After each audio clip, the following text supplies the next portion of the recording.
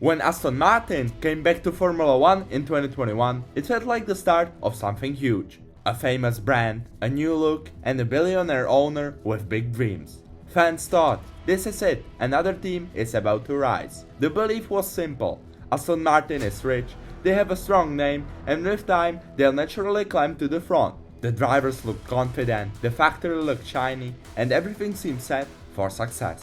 But here's the twist: reality hasn't matched the picture. Despite all the investment, the money, and even bringing in Fernando Alonso, the results have been far less than expected.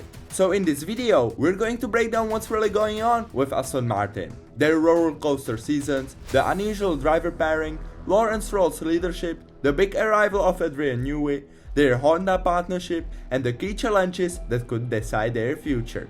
And by the end, you see why Aston Martin's future could be brighter than ever, but also why the path to get there is going to be anything but smooth.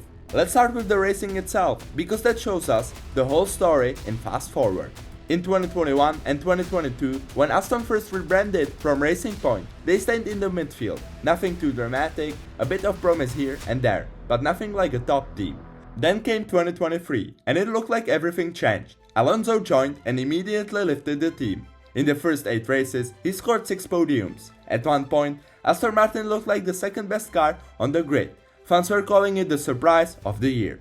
But the fairy tale didn't last. By the summer, the other teams caught up with upgrades and Aston fell back. They couldn't keep pace with the development war.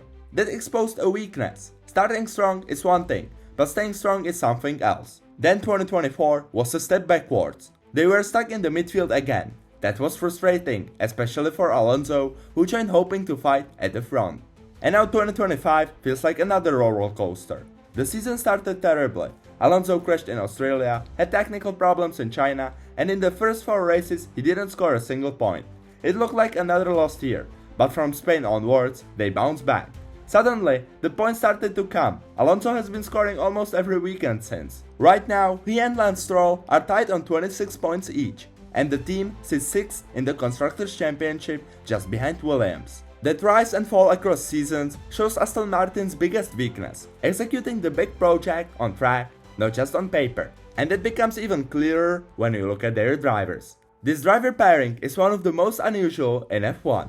First, there's Fernando Alonso. At 44 years old, his career is literally older than some rookies' lives. He's still sharp, still hungry, and still has the reflexes. After the rough start to 2025, he found his rhythm again and turned things around. His experience makes him the backbone of the team. He knows how to push the car to the limit, and even now, he seems motivated to keep going. Then on the other side, you have Lance Stroll, the son of the team's owner. For years, fans have criticized him. Sometimes he even looked uninterested, and many believed he was only in the seat because of his father. But in 2025, things have changed a bit.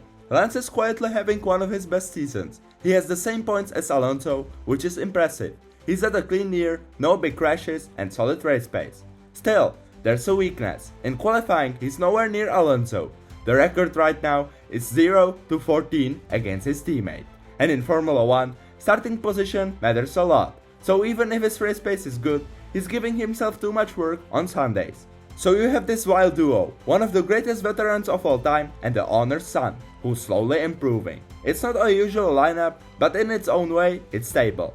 But here's the thing, even with this driver mix, there's only so much they can do. The real engine of this project isn't on the track, it's in the hands of Lawrence Stroll. Lawrence Stroll is the man behind Aston Martin in Formula 1. A billionaire with huge ambition. He doesn't just want Aston to be competitive, he wants them to be champions. And to reach that, he's been changing the leadership structure. In 2025, Andy Cowell, the engine guru from Mercedes, became the team's new CEO. Mike Crack is still involved trackside, but Cowell now leads the big picture. On top of that, Aston has put in serious technical talent. Enrico Cardile arrived from Ferrari, and most importantly, in 2025, the legendary designer Adrian Newey joined the project. When Newey walks into a team, expectations rise immediately. This is the man behind championship cars at Williams, McLaren, and Red Bull. Fans think he will build another winner, but it's not that simple. Formula 1 isn't magic, and no single person can flip a team overnight. It takes structure, systems, and time. And this connects us to another piece of the puzzle. Aston Martin's resources. When you look at Aston Martin, money is not a problem. The team has one of the most modern headquarters in Silverstone. They've built a new wind tunnel and a high-tech simulator. They also have the budget to fight at the top. Lawrence Stroll has invested hundreds of millions. On paper, everything looks perfect. But here's the catch. The results don't match the resources. The problem is speed of development. We saw it in 2023. They started great, but when rivals like Red Bull, Mercedes and Ferrari brought upgrades, Aston couldn't keep up. They fell backwards. This is what I call the merge problem. They have the money, the talent, the facilities, but they haven't yet learned how to merge all those things into consistent performance. And to truly complete the puzzle, Aston needs one more key piece, the right engine. From 2026, Aston Martin will no longer use Mercedes engines. They are partnering with Honda. This is huge because the new regulations arrive in 2026. Engines will be 50-50 hybrid with sustainable fuels. Having a dedicated partner like Honda means Aston won't be just another customer. They'll have a power unit built specifically for them. Honda has already shown they can win titles with Red Bull. Combine that with Aston's factory and Adrian Newey's design and the potential is massive. So what's really holding Aston Martin back? There are three main things. First, consistency. Every season since 2021 has been a roller coaster. One moment they look like podium contenders, the next they're lost in the midfield. Second, the driver lineup. Alonso is brilliant, but he's not getting younger. Will he even still be around in a few years? And can Stroll keep improving, or will Honda push for a different driver down the line? Third, development pace. It doesn't matter how good the factory looks. If updates don't come fast enough, the car falls behind. And finally, expectations. Despite all the investment and big plans, Aston Martin is still only 6th in 2025. On paper, they look powerful, but on track, the results just aren't there yet. And that brings us to the drivers themselves, because all of this shapes their own stories. For Alonso, Aston could be the place where he finishes his career.